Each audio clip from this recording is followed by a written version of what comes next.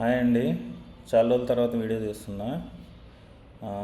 ఇది ఎందుకు చేస్తున్నానంటే నిఫ్టీలో చాలామంది అడుగుతున్నారండి. నిఫ్టీలో ఎలా ట్రేడ్ చేయాలని వాళ్ళు కోసమే ఈ వీడియో. అలానే మన ఛానల్లో కూడా చాలా రోజుల నుంచి ట్రేడ్ చేస్తుంటారు కదా, వాళ్ళకు కూడా ఇదొక కొత్త స్ట్రాటజీ. కొత్తదేం కాదు, నార్మలే, జస్ట్ కొంచెం సింప్లిఫైడ్ నిఫ్టీ కోసం అనేసి. ఓకేనా? ఫస్ట్ చూడండి, మనము నిఫ్టీలో ట్రేడ్ చేయాలనుకునేటప్పుడు సేమ్ మనము ఎప్పుడు కానీ నిఫ్టీలో ట్రేడ్ చేసేటప్పుడు మనం ఏం చేస్తాం, నిఫ్టీ చార్ట్ని ప్లేస్ చేసుకుంటాం, అంటే ఇండెక్స్ చార్ట్ని. దాని తర్వాత సీని ఇక్కడ, పీని ఇక్కడ. అంటే నేను ట్రేడ్ చేసేది ఇలానే ట్రేడ్ చేస్తాను కాబట్టి నేను ఇలానే సెటప్ చేసుకుంటాను. ఓకేనా? దీని తర్వాత మనం ఏం చేయాలంటే ఇక్కడ నిఫ్టీకి బదులు బ్యాంక్ నిఫ్టీనే మనము ఇండెక్స్ అనేది ఇక్కడ ప్లేస్ చేసుకుంటాం. ఎగ్జాక్ట్లీ మనం ఇచ్చిన లెవెల్స్ ఇవి. నిన్న డేట్ వచ్చేసి 9th అండి, అంటే ఈరోజు 10th కోసం అనేసి ఈరోజు లెవెల్స్ ఇవి. ఎవరైనా చెక్ చేసుకోవచ్చు, యూట్యూబ్లోకి వెళ్ళైనా లేదు మన టెలిగ్రామ్లోకి వెళ్ళినా కానీ మీకు ఈ లెవెల్స్ అనేవి తెలుస్తాయి. ఈరోజు ఇచ్చే లెవెల్స్ ఇవి. ఈరోజు ఆల్రెడీ నేను మీకు పోస్ట్ చేశాను ఈ లెవెల్స్. జస్ట్ కొంచెం స్లైట్ అడ్జస్ట్ చేశాను, అంత పెద్ద డిఫరెన్స్ లేదు నిన్నటికి ఈరోజుకి. బట్ రేపటికి లెవెల్స్ ఇవి. బట్ ఈరోజు కోసం నిన్న ఇచ్చిన లెవెల్స్ ఇవి. ఓకే, నిన్న ఇచ్చిన లెవెల్స్ ఇవి మార్క్ చేసుకున్నాము. ఓకే, మళ్ళీ చెప్తున్నా, నిఫ్టీ కోసం కూడా మనము బ్యాంక్ నిఫ్టీనే ఇండెక్సే మనము ప్లేస్ చేసుకుంటాం. ఓకే, మార్కెట్ ఇక్కడ ఓపెన్ అయింది. ఓకేనా? ఫస్ట్ దీని అన్నిటికంటే ముందు నేను ఈ స్ట్రాటజీని యూజ్ చేసి నిఫ్టీ నుంచి నేను ఎంత ప్రాఫిట్ తీసుకున్నాను అనేది మీకు ఒకసారి చూపిస్తాను. ఈరోజు మన ప్రాఫిట్ వచ్చేసి చూడండి, అయ్యా ఇది కొంచెంగా కనిపిస్తుందా, 9033. నేను స్క్రీన్ ఇంకొంచెం పెంచాల్సింది. ఓకే, ఇది నా అకౌంటే అండి. ఓకే, 9033. దీంట్లో నేను చాలా ట్రేడ్స్ తీసుకున్నా, అది కూడా చూపిస్తాను మీకు. ఇవన్నీ 34 ట్రేడ్స్. అంటే 34 అంటే 15, 16, 17 ట్రేడ్స్ అండి. 17 ట్రేడ్స్ ఎగ్జిక్యూట్ చేశాను ఈరోజు. సో దానికి కాను మనకు బ్రోకరేజ్ చూపిస్తాను మీకు ఒకసారి. ఇదిగోండి 970 ఛార్జెస్, ఇంకొక 100 వేసుకోండి. అంటే ఇంకొక 100 దీంట్లో ఛార్జెస్ తీసుకుంటాడు, జిఎస్టీస్ అవి ఇవి ఏవో, నాకు ఎగ్జాక్ట్లీ తెలియదు. బట్ ఇక్కడ చూపించింది కాకుండా ఇంకొక 100 to 150 కట్ చేస్తారు. ఓకేనా? ఇప్పుడు నేను ఇది ఒక 2 days నుంచే ట్రై చేస్తున్నా. Pay in and pay outs ఇక్కడ చూడండి, pay in and pay outs ఇది చూడండి, ఈ అకౌంట్ నాదే.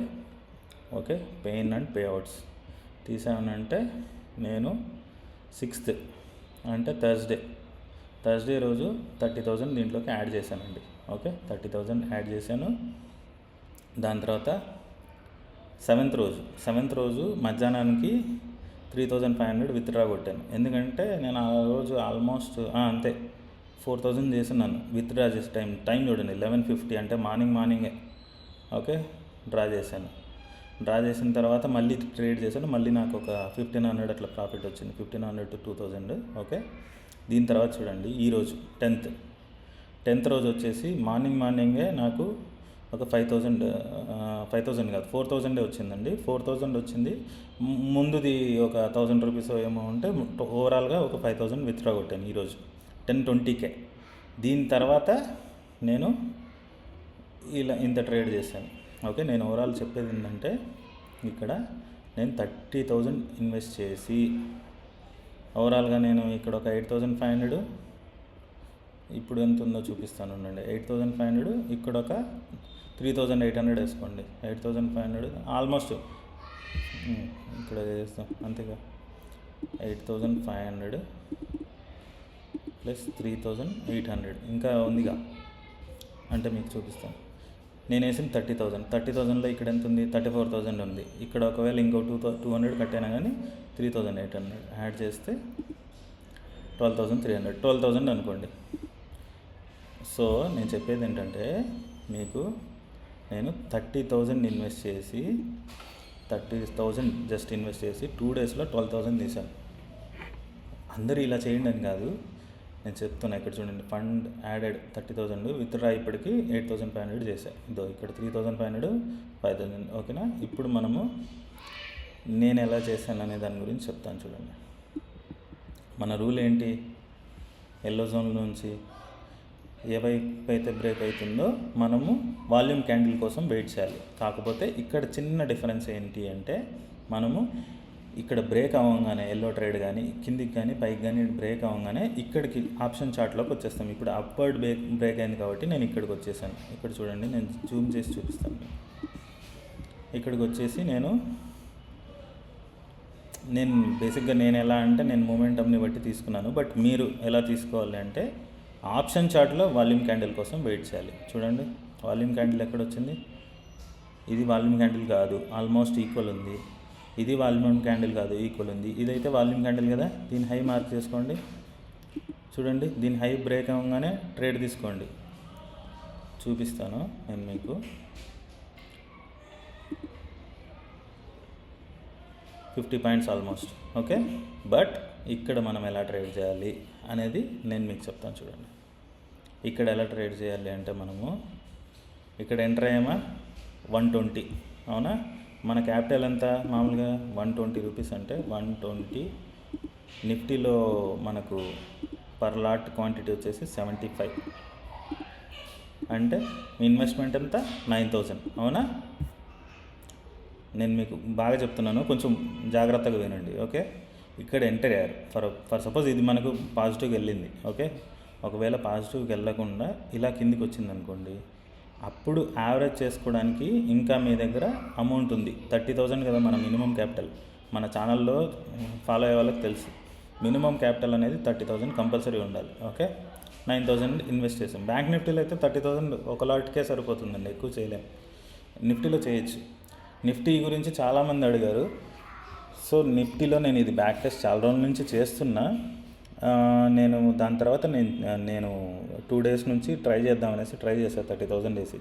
మన మామూలుగా ఛానల్లో అందరికీ నేను చెప్పేది 30,000 కాబట్టి 30,000 ఇన్వెస్ట్మెంట్ యాడ్ చేశాను. దాని తర్వాత నేను ఒక 12,000 దాకా అర్న్ చేశాను. కాబట్టి ఎక్కడో ఇది యూస్ఫుల్గా ఉంటుంది మన సబ్స్క్రైబర్స్కి అనేసి ఈ వీడియోని నేను చేస్తున్నా. ఓకే, ఫర్ ఎగ్జాంపుల్ ఇక్కడ ఎంటర్ అయ్యారు. ఎంటర్ అయిన తర్వాత ఫర్ సపోజ్ ఇంత లాంగ్ క్యాండిల్, ఓకే మీకు ఒక ఎగ్జాంపుల్ చెప్తాను. ఎంటర్ అయ్యారు కదా, వదిలేండి. ఎంటర్ అయిన తర్వాత నెక్స్ట్ రెడ్ క్యాండిల్ అనేది ఎక్కడ ఫామ్ అయిందో చూసుకోండి. ఇక్కడ ఫామ్ అయింది కదా, ఈ రెడ్ క్యాండిల్ అనేది ఈ లైన్ కంటే కింద క్లోజ్ అయిందా లేదా చూసుకోండి. క్లోజ్ అయితే ఇక్కడ ఒక యావరేజ్ చేయండి. ఓకే, ఒకవేళ రెడ్ క్యాండిల్ ఈ లైన్ కంటే పైనే క్లోజ్ అయింది, ఇప్పుడు ఈ క్యాండిల్ చూడండి, ఈ లైన్ కంటే పైన క్లోజ్ అయింది, ఈ క్యాండిల్ని కన్సిడర్ చేయకూడదు. ఈ లైన్ కంటే కింద క్లోజ్ అయిన క్యాండిల్ని కన్సిడర్ చేసి యావరేజ్ చేసుకోండి. ఓకే, అలా యావరేజ్ చేసుకోవాలి. ఇక్కడ ఆల్రెడీ మనం ఎంటర్ అయిన వెంటనే కొంచెం ప్రాఫిట్ చూపించింది. ఎంత అనేది చూపిస్తాను నేను మీకు ఇప్పుడు. ఇంకోటి ఏంటంటే 50 పాయింట్స్ చూపిస్తున్నా కదా అని 50 పాయింట్స్ వరకు వెయిట్ చేద్దండి. ఒక 10-20 పాయింట్స్ వస్తేనే చాలు, ఎందుకంటే 1,500 ప్రాఫిట్ వచ్చేస్తుందండి 20 పాయింట్స్కే మనకి. సో దాని తర్వాత ట్రైల్ చేసుకుంటూ రండి. ఒకవేళ వెంటనే కిందికి వచ్చింది ఇలా, ఇక్కడ యావరేజ్ చేయండి. అప్పుడు 150 క్వాంటిటీ అవుతుంది. 150 క్వాంటిటీ అంటే అప్పుడు చూడండి, అప్పుడు మీరు 150 క్వాంటిటీ అంటే ఇక్కడ మళ్ళీ 25 పాయింట్స్ అంటే ఆల్మోస్ట్ మీకు 3,000 ప్రాఫిట్ చూపిస్తుంటుంది. సో యావరేజ్ చేయండి. 3,000 వరకు మీరు వెయిట్ చేయకపోయినా మధ్యలో ఎగ్జిట్ అవ్వండి. దీని గురించి కొంచెం ఫస్ట్ వీడియో కాబట్టి మీకు కొంచెం కన్ఫ్యూజింగ్గా ఉండొచ్చు నేను చెప్పడము.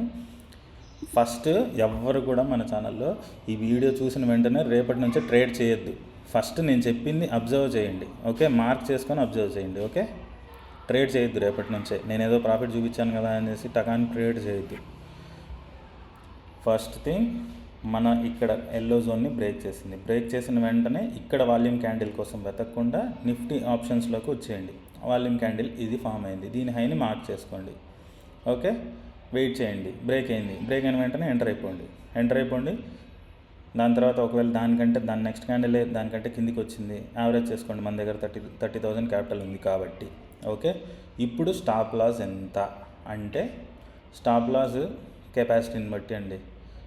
నేను అయితే ఒక 1,500 to 2,000 మినిమం స్టాప్ లాస్ ఉండాలి. ఎందుకంటే నిఫ్టీ కదా, కొంచెం మీకు 75 క్వాంటిటీ కాబట్టి జస్ట్ 10 పాయింట్స్ డౌన్ అవగానే 750 రూపీస్ మైనస్ చూపిస్తుంది.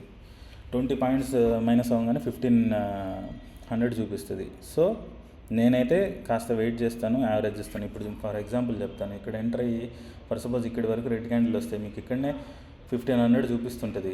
మీరు ఎగ్జిట్ అయిపోయినారంటే మార్కెట్ మళ్ళీ పైకి వెళ్తుంది.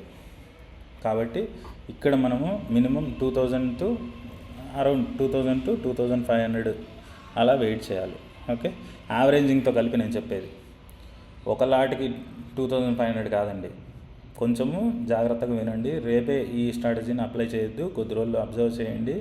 ఏదైనా డౌట్స్ ఉన్నా కానీ కమెంట్స్ చేయండి. నేను కంపల్సరీ మీకు ఈ స్ట్రాటజీ గురించి అయితే కంపల్సరీ రిప్లై ఇస్తాను. ర్యాండమ్గా అయితే నేను రిప్లైలు ఇవ్వట్లేదు ఈ మధ్యలో. ఇంకోటి ఏంటి అంటే, నేను దగ్గరలో మీకు ఒకటి అనౌన్స్ చేస్తాను.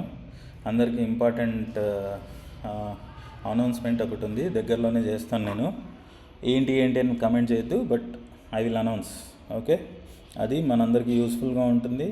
వీక్లీ నాతో మాట్లాడడానికి ఉంటుంది, అన్నీ ఉంటుంది. నేను దాని గురించే కొంచెం చేస్తున్నాను.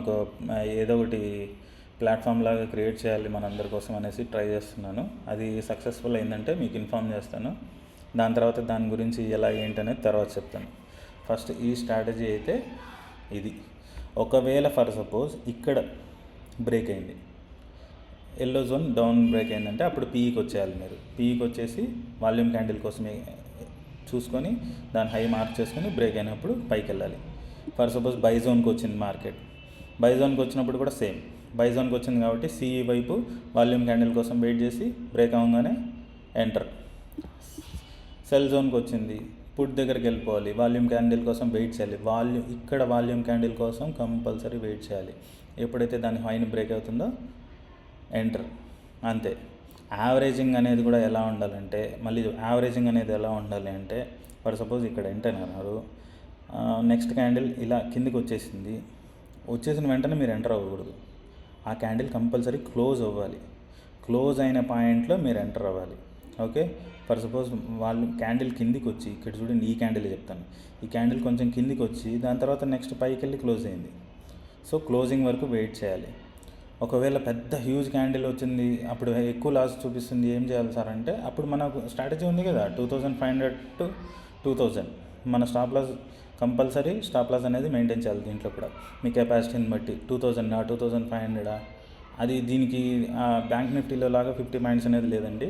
కాబట్టి 2000 2500, ఇంకా కుదిరితే 3000 పెట్టుకున్నా కానీ పర్లేదు. 3000 మించి పెట్టకూడదు స్టాప్ లాస్, ఇది రూల్. ఓకే, ఎందుకంటే ఇది ఫర్ సపోజ్ 3 టైమ్స్ బై చేశారనుకోండి యావరేజింగ్లో, అప్పుడు 225 అవుతుంది క్వాంటిటీ. జస్ట్ 10 పాయింట్స్గా మీరు 2250 రూపీస్ చూపిస్తుంది. మైనస్ పోతే -2250 చూపిస్తుంది. కాబట్టి జాగ్రత్తగా ట్రేడ్ చేయండి. ఫస్ట్ ట్రేడ్ చేయొద్దు, రేపటి నుంచే ట్రేడ్ చేయొద్దు. ఓకే, వెయిట్ చేయండి, అబ్జర్వ్ చేయండి, దాని తర్వాత ట్రేడ్ చేయండి. ఇప్పుడు నేనైతే ట్రై చేశాను, 2 రోజులు ట్రై చేశాను. ఒకరోజు 5000 చేశా, ఒకరోజు 9000 చేశా. ఓకే, నేను ఇక్కడ చూపిస్తున్నా చూడండి. నేను తీసుకున్నవి కూడా చూడండి. ఫస్ట్ ఏవైనా కానీ 100 లోపల నేను తీసుకుంటున్నా. ఇంకోటి మెయిన్ థింగ్ ఏంటంటే, ఆప్షన్స్ ఎలా తీసుకోవాలి. మీరు ఆప్షన్ చార్ట్లోకి వేరనుకోండి, ఇలా ఇక్కడ ఏదైతే 100కి దగ్గరగా ఉంది, ఇప్పుడు 97 దగ్గరగా ఉందా, 137 దగ్గరగా ఉందా, ఓకే 197 దగ్గరగా ఉంది. ఓకే, సి యాడ్ చేసాం. పీకి వచ్చేసరికి ఏది దగ్గరగా ఉంది, 75 దగ్గరగా ఉందా, 108 దగ్గరగా ఉందా, 108 దగ్గరగా ఉంది, 100కి యాడ్ చేసేసుకున్నాం. అంతే, సింపుల్. ఏది 100కి దగ్గరగా ఉందో ఆ ఆప్షన్ని యాడ్ చేసేసుకుంటాము. దాని తర్వాత మళ్ళీ చెప్తున్నా, ఇక్కడ మనకి ఏదైతే మొమెంటం, మన సేమ్ స్ట్రాటజీ, దీని గురించి మళ్ళీ డౌట్లు అడగద్దండి. కొత్త వాళ్ళు ప్లేలిస్ట్లోకి వెళ్ళి చూడండి, పాత వీడియోస్ చూస్తే ఈ లెవెల్స్లో ఎలా ట్రేడ్ చేయాలో తెలుస్తుంది. చార్ట్ వచ్చేసి బ్యాంక్ నిఫ్టీ, ఆప్షన్స్ ఏమో నిఫ్టీ.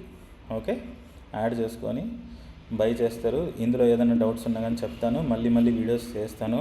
ఇదైతే నేను చాలా రోజుల నుంచి బ్యాక్ టెస్ట్ చేస్తున్నా, అరౌండ్ 50 డేస్ పైన నుంచి బ్యాక్ టెస్ట్ చేస్తున్నాను. ఇది కరెక్ట్గా ఉందనేసి నేను ఒక 2 డేస్ నుంచి ట్రేడ్ చేసుకున్నా. ట్రేడ్ తీసుకున్న తర్వాత మంచి ప్రాఫిట్ అనిపించింది నాకు. 30,000తో ఆల్మోస్ట్ 12,000 అంటే 2 డేస్లోనే మంచి ప్రాఫిట్ అనిపించింది. అంటే నా అంతగా చేయొచ్చు కూడా, నాకన్నా బెటర్గా కూడా చేసే వాళ్ళు ఉంటారు.